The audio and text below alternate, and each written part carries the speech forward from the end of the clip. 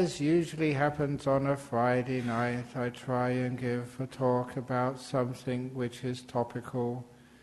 In other words, to try and show how some traditional Buddhist principles are used to solve the problems of modern life. And last week I talked about that aircraft. I should have really talked about the election. And I was really disappointed that we didn't have an Australian Buddhist party. Because I often thought of trying, an Australian Buddhist party, because one of the first things we'd do, we'd ban all taxes, and instead we'd just have donation boxes and fundraising dinners. And we could, wouldn't that be a wonderful way? Because that's how we survive. We don't charge any taxes or get any money from the government. We survive, and we do pretty well on fundraising dinners and cake stalls and stuff like that. So, if we can survive, why can't the government survive? Imagine if they had to buy a new nuclear weapon by getting a cake stall. They'd have to really work hard then. Which actually does remind me to do a plug for where's Lee going, the gala dinner which she's organising to help some of my projects. So she's always sitting out there by herself, the lady in white, looking miserable because she doesn't sell any tickets. Yeah, they're expensive, but for such a wonderful thing, what price is good karma?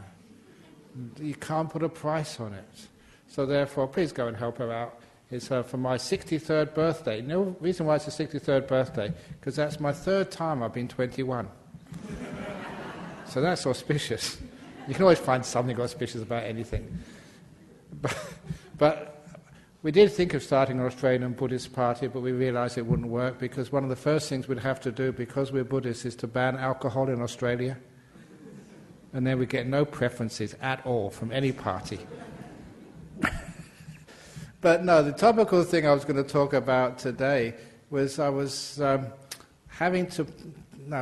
by some of the Buddhist organisations, what do you think about this proposal, to limit religious vilification or something like that, and against the freedom of speech? And sometimes we can argue and just try and find out, about bad speech and criticising a person on part of their religion or their race or their sexual orientation. But I don't want to go into that. Instead, I want to just give this whole idea a different angle. Instead of how to speak properly, tonight's talk is how to listen wisely. So that instead of vilification by speech, is letting vilification happen by listening in a wrong way.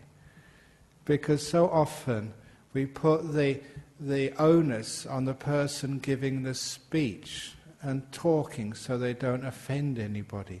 So they always say nice and kind things. And you know how difficult that is. I was given a pamphlet on sexual harassment, and most of the jokes which I tell, I could go to jail for some of the jokes which I've said here on a Friday night. But there's another thing we should do, not just put the onus on the way you speak, but also take some responsibility on the way you listen. So tonight's speech is about right listening, or listening with some wisdom and kindness. Don't just blame your wife and nag, nag, nag, nag, nag. It's not her fault, it's you're not listening properly. So how do we listen properly? Now, number one, we've got two ears.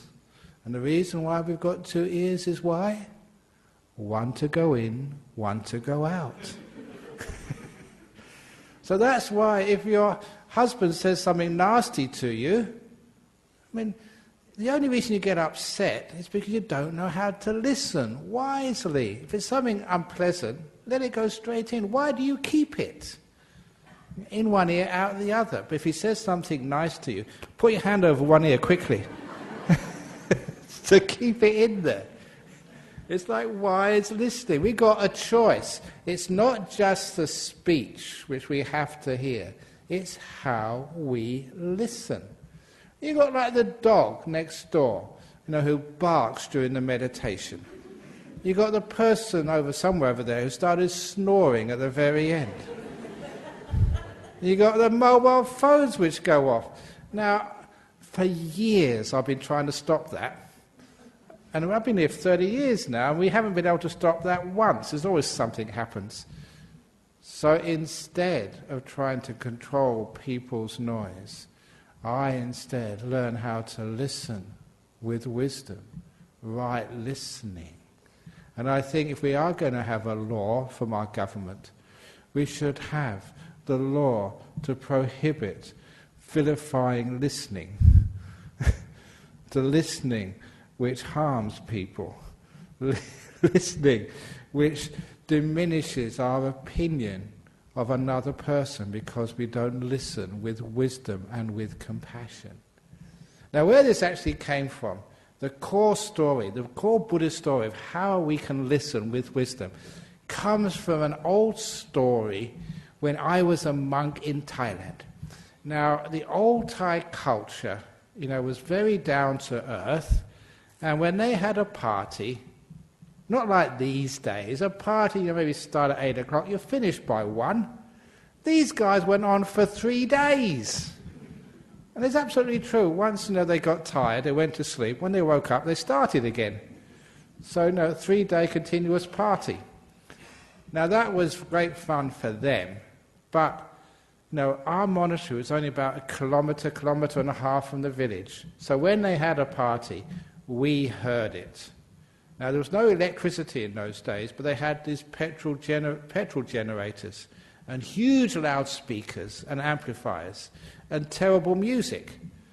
So there was I in my hut trying to meditate, and this blaring music was coming from the village, and you couldn't meditate, you couldn't even go to sleep. And they usually finished about 2 a.m. in the morning, and I had to get up at 3 o'clock, only 1 hour of sleep.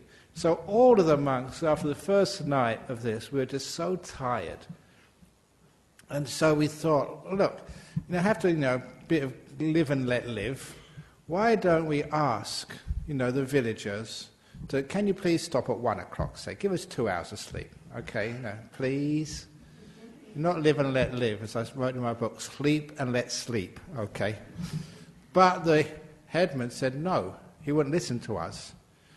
So then we decided to go and see our master, Ajahn Chah, because he was really respected, and people were afraid of him. And we realized if Ajahn Chah told the villagers to give these monks a couple of hours sleep, they would have to.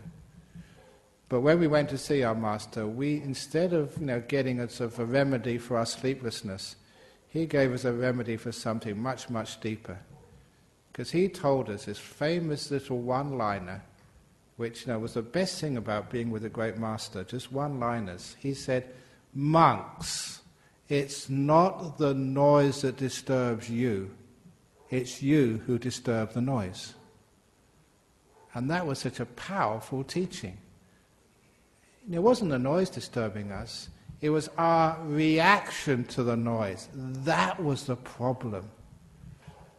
And I remember telling that to one of the monks, he's not here, not this one, but another monk. His brother was visiting him, and there was not enough space for him to stay at our monastery. So he asked, can he stay in the same room with me? So, well, it's your brother, can't see why not. But I told him, because he said that he grew up with his brother, lived in the same room with his brother when he was growing up. But I said, that's not the same as when you're in your 50s. He will snore, and so will you. He said, no, it's okay. Of course, I'm always right. The first rule of our monastery, the abbot is always right. And when he's wrong, go back to rule number 1. And of course, I was right. As soon as his brother went to sleep first and started snoring. And this monk, of course, he couldn't get to sleep. Once one person starts, how hard it is to snore? You may be staying with someone who starts snoring at night, but fortunately, monks have got we've got the goods on how to deal with problems. So straight away, he thought of, this great teaching of Ajahn Chah, it's not the noise that disturbs you, it's me disturbing the snoring. And what did he mean by that? What he did, he started to change his perception of the snoring. He told me the next day he started to imagine that the snoring was like, some like symphony by Beethoven, or some sort of modern music, which I can't understand. But the great crescendo of the snore as the air was coming in, and the woodwinds as it goes out. And he could actually do this. He played with his perceptions. And soon, it only took him a few minutes, your imagination, your power of imagination is huge. And he started perceiving this snoring as this state-of-the-art, cutting-edge modern music. And then the next thing he knew, he woke up in the morning, having had this beautiful, calm, peaceful sleep, because he just changed his perception of a snore from something being irritating to something being beautiful. And that's how, I look at the dogs when they bark. Sometimes you say, why that bloody dog is barking, he always barks at the wrong time, just as I'm about to get enlightened, and the dog barks. If there'd been dogs around when the Buddha was around, he wouldn't have got enlightened, we wouldn't have anything. But no, that's not how you look at it. You can actually look at that and perceive the barking of a dog. You can listen with compassion and wisdom. That dog is just so happy barking. You've ever seen a dog bark? They really enjoy it. It's like you singing in the car. You enjoy it. Please keep your windows down because no one else likes to hear it, but you really enjoy it. So the dog's having fun, so you have wonderful compassion. The dog's enjoying itself. Oh, isn't that wonderful? Isn't that lovely? I enjoy it when other people are happy, so the dog's really happy, so I'm happy. When I change the perception, the whole sound is not irritating anymore. It's beautiful, it's lovely. That's how we mean the sound doesn't disturb us. It's we disturb the sound. And that gives us power over sound. We can actually listen with wisdom. So if somebody vilifies me and says, you lazy bludger, Ajahn Brahm, you're a loser, I say, wow, you are so correct. Because I am a loser. I've lost all my money, all my possessions, and all my hair, all my youth. I used to be very thin and good looking, I've lost that too. And I lost all these defilements. That's what we're supposed to do as a monk. We're supposed to lose things so we can live very simply. I've lost all my past and all my future, all my problems. I lost all my worries. I'm a big loser. So that way, when somebody tries to offend me, I just look at it in a different way. Which means you're not allowing the sound to disturb you. You're not disturbing the sound. That's all it is. And if somebody really gets on at me and just says, those jokes you keep on telling every week, same joke every week, why can't you think of another joke? So what I do, I just listen to them. And I don't disturb their sound. Oh, poor things. They really need to get this off their chest. So please, come and just say some more. And when you actually do that, when you don't get offended at what they say, it's amazing just how they calm down and become very peaceful. And they say afterwards, Ajahn Brahm, you're so wise. I said, I never said anything. I just sat here. Oh yeah, but that's so wise. You don't have to say very much to be wise these days. You just need to not react. So when you don't disturb the sound like that, people just can't vilify you. They can't upset you. They can't diminish you. Simply because you know how to listen. A lot of times that's our problem. It's not what other people say, it's how we hear. And if somebody is really ranting at you and shouting at you, sometimes I wonder, why do people do that anyway? They only do that, they only shout at you and they scream at you and they curse you because they are in a terrible bad mood. What they say says more about them than it ever says about you, as the old saying goes. So when somebody's really shouting and criticizing me, it's telling me a lot about how they feel. Oh, the poor person. They must be in such a bad mood. Such a terrible thing must have happened to them today. They must be so sick. They must be so in pain. Poor thing, come here. And you give them a big hug after they called you all sorts of bad names.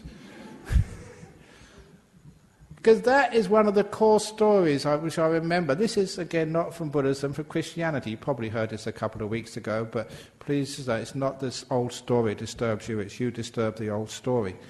You know about the old story from Franciscan tradition about the monk, a disciple of St. Francis, who went out one morning on alms round. They went on alms round too, just begging for food. And he saw this really, really, really poor man who said, "Why are you begging for me? You got more than I've got," which was true. These were monks, friars in the 13th century. And this was, at least he stayed in a sort of a monastery. This poor guy was living out on the streets, had absolutely nothing, was just wearing rags. He said, "Look at me, I'm wearing rags, you're wearing a nice robe." And this monk said, "My goodness, you're right. I've got more than you. Here you are, take my robe." And so this monk gave the robe he was wearing to a poor man. Now that is really a good spiritual leader. The problem was, though, that the monk, that's all he had on. And now a lot of you are asking, "What have you got underneath my robes?" I don't want to show you because I get arrested. There's nothing underneath. And so this monk went back to the monastery totally naked. And as soon as he went into the door, they said, "Get out of here, this is a monastery, not a place for deviant, naked people like you. We don't like weirdos in our monastery." And he said, "Look, it's me, I'm one of your monks." "Yeah, sure, where's your robe?" And they started to recognize his voice, and they realized it was one of the monks. And they took him in and said, "What happened to you? Did you get robbed? Did you get assaulted? You've lost your robe." He said, "No, I just gave it away to a person more poor than I was." And all the other monks in that monastery thought, "Wow, that is someone who actually practices what he preaches. That's a real good monk. How wonderful it would be." Now, when I'm telling this story, don't go asking for my robe after this. You have still got more than I've got. So they gave him another robe. Now the problem was that, the word gets around amongst the beggar community and others. And the word went around that this monk was a bit soft in the head. That's what they thought. So the next day when he went on alms round with a new robe, another person said, "Oh, I'm so poor, look at me, I've only got rags." And so this monk gave his robe away again. The robes were quite expensive. It was like a scam, which people use sometimes to get things to sell. They weren't really poor. But this monk was so generous, and they knew he was generous, so they got his robe a second time. And this time when he came in naked, they knew who he was. "Okay, come in. We'll get you another robe." And that happened a third time. After it happened a third time, of course, that was getting a bit too much. So they gave him a new robe, and he got summoned into the abbot's office. And the abbot sort of scolded him for over an hour, saying, "Look, you're being taken advantage of. Great the first time, that was beautiful, but these people know that you give them your robe, and they're not poor at all, and these robes cost a lot of money, and we only get a few donated by people. We can't expect our people to keep on giving us robes all the time. You're being stupid. Now don't do that again. It's good to be kind, but you're being stupid. You can't do that." And this abbot just really gave it to him for over an hour. And all the time this monk just put his head down and listened. He never tried once to justify himself. And after the hour, when the abbot thought he taught this young monk a lesson, it's all right to be generous, but you have to be wise as well, he let the monk go. Quarter of an hour later, that monk who'd been scolded was knocking on the abbot's door with a cup of soup. And the abbot said, what are you bringing me a cup of soup for?" And this monk said, "Sir, you've been shouting at me for over an hour. Your voice must be hoarse. This is to help your sore throat." And this fellow wasn't trying to be clever. That's actually how he felt. When he was being scolded, he never thought 1 second about himself. He thought, that poor guy shouting at me must be a very sore throat by now. And so he got a cup of soup for him. And after that moment, the abbot totally gave up. Okay, you can give whatever else you want away. It's a waste of time scolding you. You don't listen to the scolding. All you listen to is just the pain in my voice.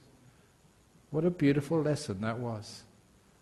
So please remember that. If your wife, she scolds you when you come home because you're late and you've forgotten the anniversary, and as soon as she stopped, go and get her a cup of soup. She must have a sore throat by now. But the main thing is you're not thinking of yourself, you're listening and you're seeing that person who is shouting at you, being so angry at you and trying to upset you, they must be hurting. The reason they do that, just why would anyone get angry at somebody else and shout at them and try and hurt them? Because they're hurting themselves. That's the only reason why. So when you learn how to listen properly, when somebody is vilifying you, cursing you, shouting at you, you listen properly, you just got compassion for that person.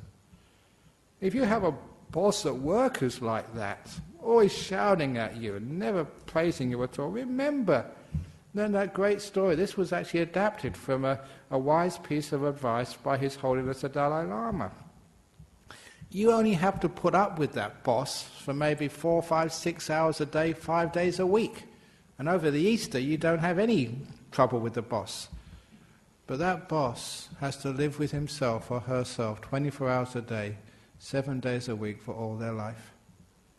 Poor things. If they've got a head like that, a mind like that, they're not just criticizing you, they'll be criticizing themselves and everything else about their life. Because as you look at others, that's how you look at yourself. So the poor person, to have to live with themselves like that, oh, you poor thing, boss, have a cup of soup. Now you understand a little bit about what wise listening is. You don't just listen and be so selfish to think about yourself. Please think about the other person as well. And don't take it so personally. If it really was your fault, if you really were that lazy worker, a bad person, you get criticized by everybody. You don't. There's some people who love you and praise you and think you're just so wonderful. There's only some people who criticize you and shout at you and call you a bludger or something, whatever it is. So it can't be true. So never allow the opinions of others to define who you are. People can say all sorts of things about who I am, but I don't listen. I'm the only one who knows who I am and why I do things, whether I've done things wrong or right, whether I've been lazy or being diligent. You don't know. You can't know. So how on earth can you judge me? That's how you should think. So whatever anybody says about you is what they're saying about themselves, nothing about you. There's only one person who knows who you are, and that is you. And just the great thing which I say, just always give yourself the benefit of the doubt.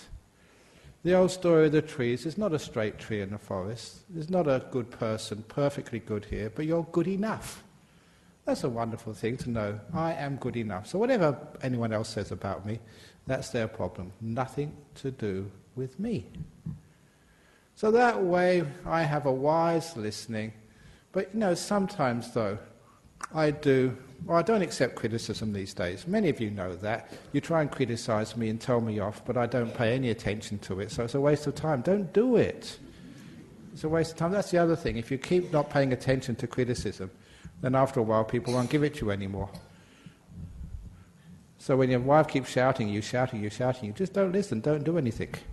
Then she'll stop, maybe. Or your husband. But we do listen to praise. Now that's one of people's faults these days.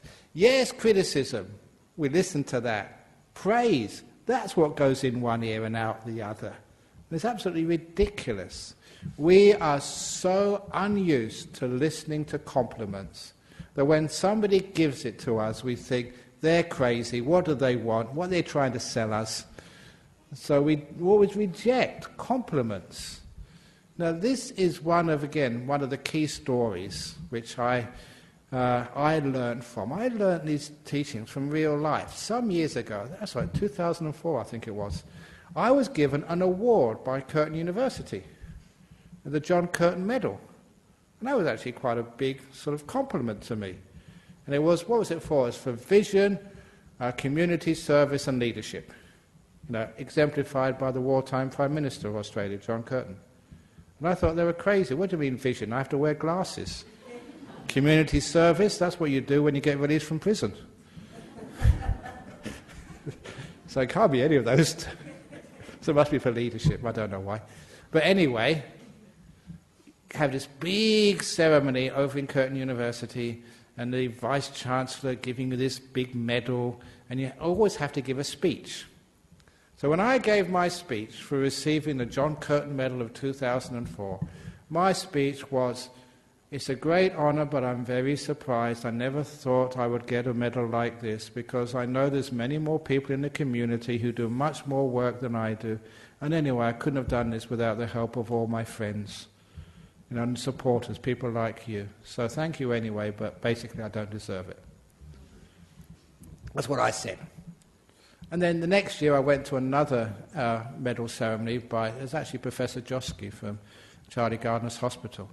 And when I heard what he did, I was really inspired. This guy, if you don't know his story, he was the head of haematology in Charlie Gardner's Hospital. And he had a lot of work with cancer patients, realized that they were getting really good care with chemotherapy, surgery, radiation therapy, but no real aftercare. No one was really being kind to them. You get in there, get your chemotherapy, and out you go afterwards. So he started this alternative therapy centre, which is apparently still there in Charlie Gardner's Hospital, where anyone who's got any treatment for cancer can go there for free and get a foot massage, Reiki, homeopathy, anything weird you can get in that place. It's not weird, I'll just say that was a joke. Because he got a lot of criticism from his peers. You're supposed to be a scientist. You're supposed to be a trained doctor. Why are you allowing this in your hospital? And he said, because it works. Don't know why it works when you have a foot massage, but I know why it works. Someone is caring for you for half an hour. They're giving you some compassion for half an hour. And that, I know, is so great therapy. And of course, he had to do the research to see, whether there was any improvement in the health of the people who went to the alternative therapy rather than the other. And the results were incredible. That people got so much better. Their radiation therapy was far more effective when they had Reiki afterwards, or whatever it was. And that's why he was given this medal. He put his reputation as a scientist, as a top doctor, on the line for his beliefs to help people with cancer. And when I heard that, I thought, wow, what a great man. And then he went up to receive his medal, and he said, "I don't know why you've given me this medal. There's other people in the community who do more work than I've done, and I couldn't have achieved it without the help of all my friends." Basically, that's what he said. I said, that was my speech. I gave that one last year. And so does everyone else when you get some award. And I went out from that after that ceremony from Professor Josky thinking, hang on, why is it that I can't receive praise? Because a lot of very intelligent people did their research before they gave me my medal, and before they gave other people, even Josky's medal. Why is it he couldn't say what I knew, that he damn well deserved that medal? Well done. And from that moment on, I realized that wise listening is receiving praise and never rejecting it. If someone tells you, thank you for helping out, it's so wonderful what you did, they have decided you needed that. And to say, oh no, it's nothing, is just being offensive to that person, saying that they are wrong, that I don't deserve it. It's disrespect, and it's also, it destroys one of the most beautiful parts of human speech, when we praise one another. So from this time on, that day on, whenever anyone said, wow, that was a very good speech, Ajahn Brahmavamso, I said, yes, it was. And I don't know why people laugh when I receive praise. So you do that as well. When your boss says, good work, you say, yes, it was good work. You are such a wise boss, you appreciate my great... Because what is actually happening there? You are starting to encourage praise in our world. Praise is rejected so much that people don't bother to give it anymore. Why tell people, thank you so much for what you did? We say, oh, it was nothing. I'm not going to give you praise anymore if that's how you deal with it. Criticism, okay, fair enough, I did the wrong thing, I'll try better next time. But praise is something we don't accept. Which is why one of the great ways of stopping vilification and bad speech in this world is not by legislation, it's by letting people start to celebrate and respect good speech, and especially praise as well. When was the last time you praised a Prime Minister of Australia?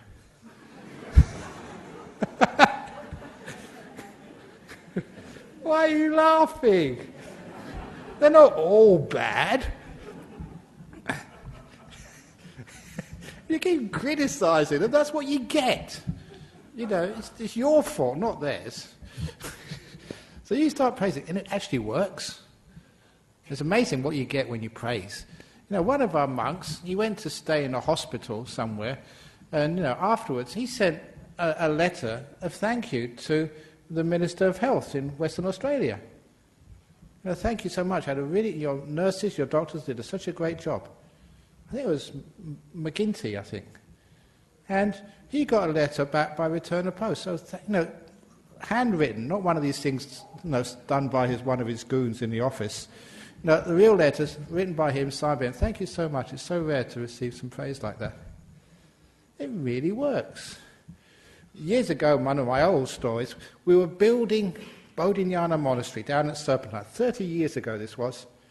We had no money, and so I had to sort of learn how to do all the building work, and I did the plumbing for the ablution block, which is still there. It still works. 30 years, hasn't blocked once. See, I'm a really good plumber. Sort of, you see. I am. See, I praise, I receive the praise, yes. But I didn't know anything about plumbing, so all I did, and I don't mind this, Galvin's plumbing service, I went to the shop in Osborne Park, put the plans on the table, and said, help. And one of these guys, I always remember him, called Fred. Fred looked at the plans, said, oh, you do it this way and that way, just so simple with glue, common sense. And so from his advice, it was a big order, for a whole ablution block. So, it was worth his while spending time with me. And then, I did it all myself. And then he had to get it checked by the council health inspector. And that was a big worry. But it passed first time. And I was so happy. And that was the day we got the bill. And I got a cheque from the treasurer. And I sent the cheque off to Galvin's with a little note saying, and thank you so much to Fred, who really helped me finish off this job. And I sent the cheque off. Now, I don't know much about these things. I was a simple monk. I thought it would just go to the shop and just get banked straight away. But they have a special accounts department. It's got many stores, I think, throughout Australia, so it's a big business, Galvin's Plumbing. And so I sent the cheque with this, and the accounts department saw there was a note with the cheque. I thought, oh God, another complaint. Because apparently the only time they get letters is for complaints. And they read it, and it was actually a compliment. So they took it to the head of their accounts department. I got this later on. They took it to the head of the accounts department who read it and said, wow, amazing, a compliment. They took it to the CEO of the whole company. And the CEO read it and straight away got on the telephone to Fred at Osborne Park branch. Now, can I speak to Fred? And so Fred, oh God, what's going on? The CEO talking to me? And this CEO he just praised Fred. Thank you so much. I just got a letter of compliment from one of your clients. That is how we want to run our business. Customer service. Well done, Fred. This is what we really want. And what salary are you on? Or it can always be a bit more. I will see to that, Fred, from the CEO. And I knew that because about an hour after that conversation, I had to go into the shop, to change a part. And as soon as they saw me, Fred's mate, I think his boss he actually said, "Oh, your wife's coming in," because that was what he meant by someone who was kind to him. And as soon as Fred saw me, this is absolutely true, I will never forget this. There was 2 plumbers in front of me in line for service. 2 really big guys, you know what plumbers are like, really strong, big guys with tats and everything else. But Fred said, "Brahm, come over here." I was served before these 2 big guys. They were really upset. But that's not my fault. "What do you want?" And that's when his friend told me what had happened. The CEO just called him an hour early and gave him a big pay rise. "What do you want, Brahm?" And I got really big service, and I said, "I need to change a part." He said, "Come around the back." I said, "Look, there's a sign there. Not even the plumbers are allowed around the back, but you are. Come in." And I had this part, I needed one bigger. So he found it for me, and I said, "Well, what's the difference? Because there's a much bigger part." And he smiled at me and he said, "Brahm, for you, no difference." And it was such a lovely afternoon. Not only did our Buddhist society save a lot of money, we had this beautiful exchange just because I sent a stupid little letter. It wasn't a stupid letter, it was a really nice letter of praise. So this is one of the reasons why, just praise each other for goodness sake. And then there's no more vilification, turning people off. We can praise each other and be kind to one another. But I mean to get this. It was a beautiful photograph taken when I was in Indonesia, was it in March? Just a bit over about 6 weeks ago. There was this Muslim guy in Indonesia, with the full turban and everything on. You think he was a terrorist, some of you guys. But, he came to listen to my talk. We're talking together. He really likes my books. And so we had our arms around each other. We had this photograph, a Buddhist monk and an Islamic cleric. It's a beautiful photograph. I saw it afterwards and thought, wasn't that something which we need to see in our world? Respecting and praising one another. And then if you do things like that, there's no way they could ever bomb sort of Bodhinyana Monastery or Dhammaloka Centre, because I've got mates, who sort of know people.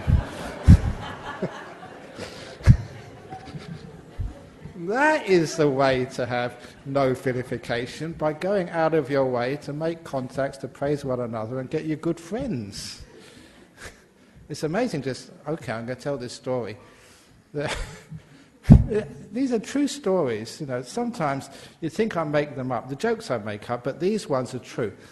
Just where I sit over there, one evening, this Chinese guy came up and he wanted to speak to me, Ajahn Brahmavamso, and said, "Yeah, how can I help you?" Absolutely true. He said, "I am a member of the Chinese triads in Perth," he said. And I got very scared because these guys mean business. And he said, "But don't get worried. I know that you really look after the Chinese community in Perth. So I've been told by the boss to come and see you. If you have any trouble, just contact us, we'll sort it out." That actually happened. So a little bit of kindness and praise, just you really have a great time in life. So that's really true. So be careful, don't have any criticism to me. Make sure you get a ticket from Lee for the gala dinner. If you don't, I can't go. No, I don't mean things like that. We would never do things like that. But this is what we mean by really nice speech. And so when we have nice speech and light listening, that's what I was really getting into. Please, when there is praise, listen to it. When there is things you don't like, change your perception. That person who's speaking to you, they must be just having a really bad day. They may be really upset. Now, your poor husband, he's come home, he's probably got done by the police, for speeding, or something's gone wrong. Your poor wife, she must be sort of having a bit of a bad day. But don't take it personally. Have some compassion and kindness when people say rotten things to you. And that way you have right listening. You're actually looking for the good in person's speech, and the bad you're just letting disappear. And if you just collect the good in life, this is positive thinking, remember? Positive hearing as well.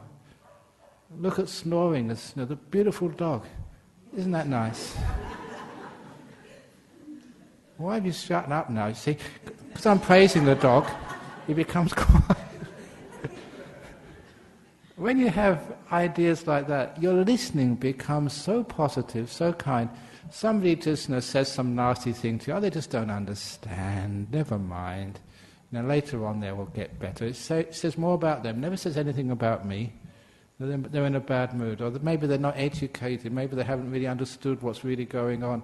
They just jump to a conclusion which is not really necessary. That way that you are never troubled by other people's speech. Exactly.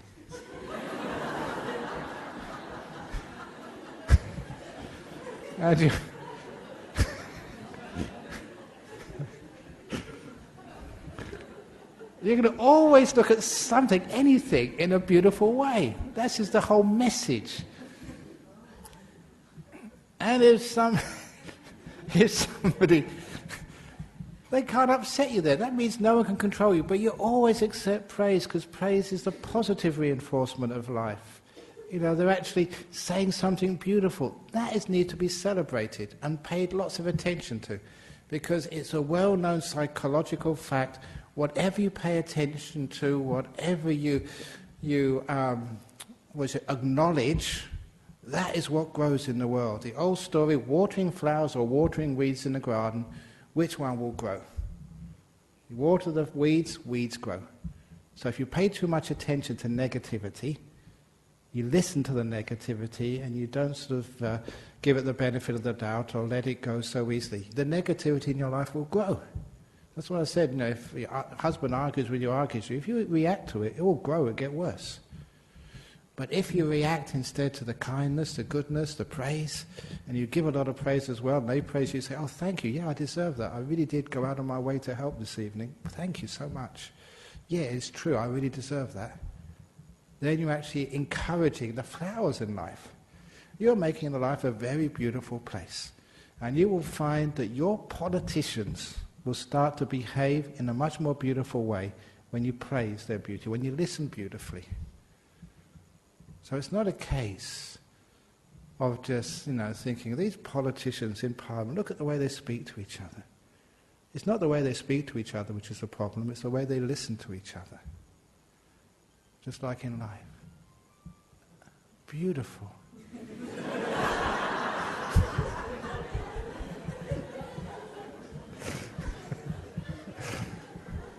That becomes wise listening. And thank you so much for listening. You did a great job today. Do you deserve that? Yes. Very good, thank you. Okay, now let's have some questions, comments or complaints. I don't think anyone would deserve to have a complaint after a talk like that. But anyway, we'll see what's going on from overseas. Here we go. See who's the first question over here. Let's see. Okay, very good. So the first question is from, the head of the Taliban in Afghanistan. Wonderful talk, Ajahn Brahmavamso. Wouldn't that be wonderful? It's from California. Okay, here we go. As a young woman with symptoms of schizophrenia and bipolar tendencies, I find myself vilifying myself constantly.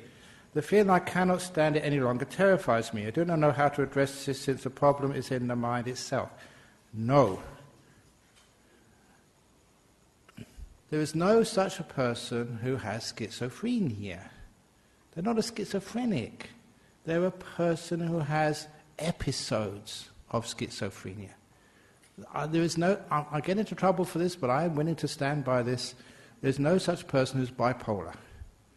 You have times when you exhibit what's called bipolar behavior, but you are not bipolar, you're not schizophrenic. There's more to you than that. And this is the amazing thing. I knew this a long time ago, and when I found this professor of schizophrenia in Singapore who had precisely the same view, and I asked him, how do you treat schizophrenia in Singapore? He said, I don't treat schizophrenia in Singapore.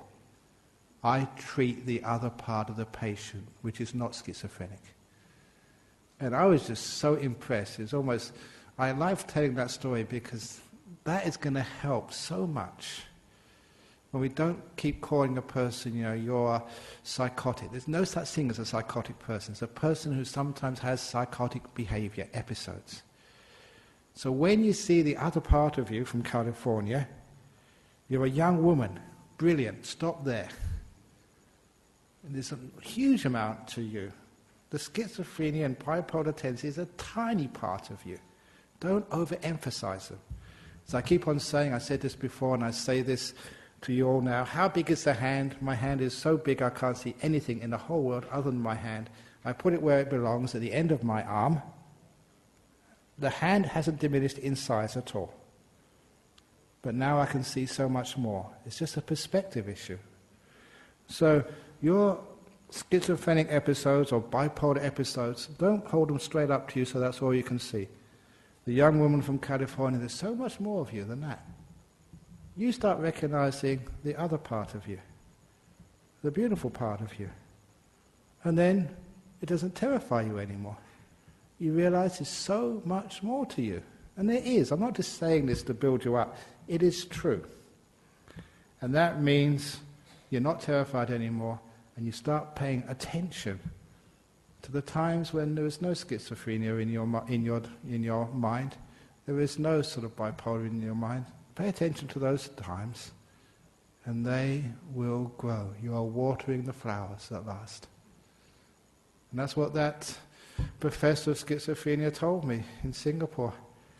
What results have you got by this treatment? So much better than conventional therapies. By watering the flowers, not just focusing so much on the weeds. Try that in California. It's powerful, but it works. And now from Japan. To be able to realize the Dhamma when listening to a discourse by the Buddha, do you need to have perfect stillness of mind, or does it just happen by itself? Yes, yes. You need stillness of mind, and it happens by itself. It's not an or. Okay, because this is a deeper teaching, nothing to do with what I've been... Oh, it has actually something to do with what I've been talking about this evening. Learning how to listen properly instead of talking. Because a lot of times we're very good at talking, but how many people really know how to listen without vilifying, without criticizing? To be able to listen to your body without telling it off. Stupid body, you ache. Why are you aching? Don't do it again. Be kind to your body. Listen to it with kindness, not with negativity. Listen to your mind with kindness, not with negativity. Stupid mind. Can't stay in the present moment. Always thinking about the past, always thinking about the future. I can't stop thinking. La, la, la, la. Tell your mind, oh mind, thank you for thinking. It's so wonderful you're going to the present moment again. You are really kind. If you're like that with your mind, then your mind likes to stay with you. Who likes to stay with someone who's always telling you off? If you've got a boss from hell, do you invite them home for the Easter break? Do you tell your boss, oh, where are you going? Come with me. No one does that. But if you've got a really kind boss, of course you like to hang out with them. Anyone who's kind to you, you like to spend time with. If you are kind to your mind likes to hang out with you. It doesn't wander off anymore. For those of you meditating, the only reason you can't stay still is because your mind is terrified of you. Oh, not her again. Jesus, she just gives me such a hell when I don't... And of course it runs away from you. So, if you want to be still, then you have to be kind. Be kind to your mind. Treat it as a friend. Treat the pains in your body as a friend. treat the stupidity inside of you as a friend. If from California, treat your schizophrenia as a friend, not as someone who terrifies you. And if you do that, it's amazing just how the mind gets very still.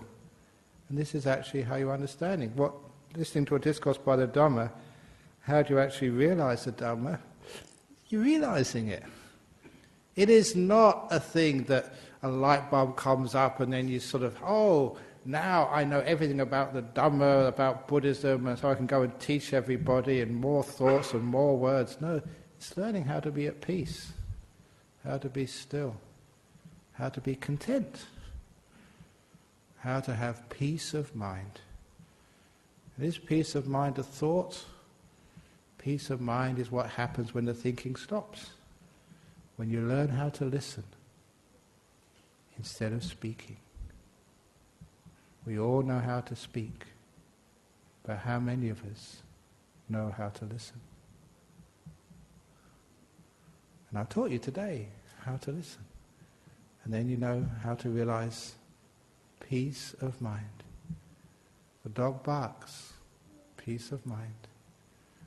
The husband goes, "Bah, bah, bah, bah, bah." Peace of mind. That's how we get peace of mind. It's not the noise disturbs us.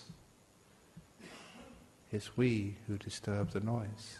Or as the Buddha says, the world argues with me, but I don't argue with the world. That is realizing the Dhamma. Okay, that's just a bit of extra there. So anyone got any questions from the floor about vilifying listening? Yes, go on, okay. These are school teachers, I get in trouble now.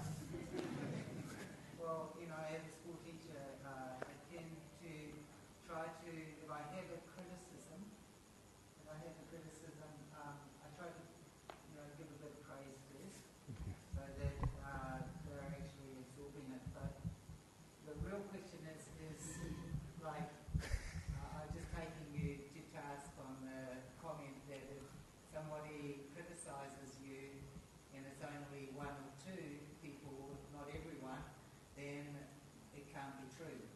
Because it may be a constructive criticism, and really you're just trying to help that person out. But I do agree that if you're criticizing, even if it's constructive, and if this is all you're doing, then you probably won't get through to that person. So I do take that on. Yeah, it's interesting, isn't it? We always call it constructive criticism, but most criticism is probably the opposite, it's destructive. I agree. Most of it is, yeah. We don't never call it destructive criticism, no, do we? But praise is always constructive. Praise is very rarely destructive, which is, again, this is an old psychology with children. The positive reinforcement for children, done many, many times, it's just so difficult to do in a schoolroom, though. It just takes too many resources, it's too hard to do. If you give children a task and you punish them if they do something wrong, you scold them and tell them off. Or you do the other way, every time they make a mistake you just ignore it, but when they do it right you give them a prize, you praise them. They always learn much faster through positive reinforcement. It's such a hard thing to do, but it works. That's why we have prizes at schools. And sometimes we say, we shouldn't give prizes at school. Of course you give prizes at school, but give prizes to everybody somewhere or other. That's why I did the thing about the guy who comes bottom of the class. They get the Bodhisattva prize for being the most humble in the whole school and the one with the least ego. Yeah, I agree. I do feel that sometimes if somebody is doing something wrong, then you have to actually tell them that, especially if it's affecting other people, you have to let them know. And you can't always give praise all the time. That's all that I was saying. Yeah, you can, but it's great if when they don't do anything wrong, if you can praise them for that. I agree. And then that really sort of gives them a big boost. They don't do anything wrong anymore, basically. So it's praising rather than blaming all the time is really good. If we can possibly do it. I know there are some kids in school, no matter how many you criticize them, how much you blame them, they still misbehave. And then you ask why. Still remember a kid, No, so my best friend I grew up with, he became a school teacher in Wandsworth Comprehensive School. It was really the bottom of the pile, next to Brixton. One of the worst places in London, really rough kids. And he, in the morning class, one of the kids, the 13 or 14-year-olds, came into the class and spat at the teacher. He went on the floor and missed the teacher. And my friend said, clean that up. And the kid said, F off, straight away. So went straight to the principal. And half an hour later, an hour later, the principal came around with his arm around the kid. Do you realise that last night his father beat up his mother so badly she's in hospital and the father's in jail? He said, geez, I didn't know that.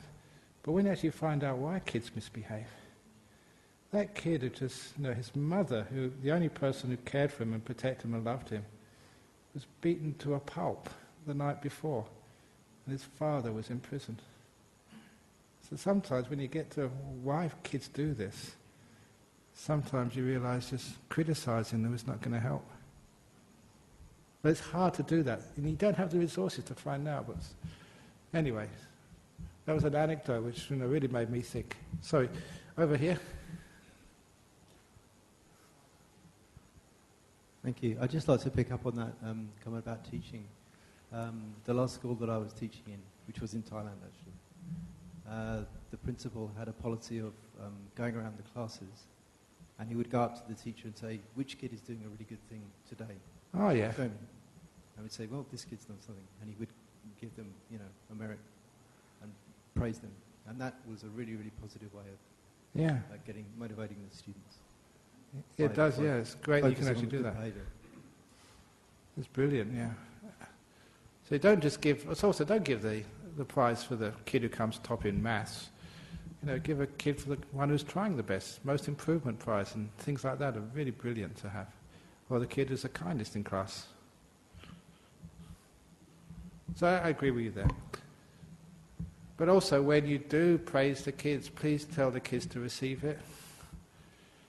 Because that's one of our problems. Any praise, we just throw it away.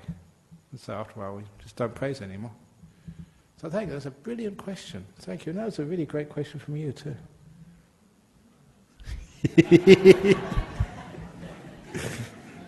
Okay, so let's finish off for tonight.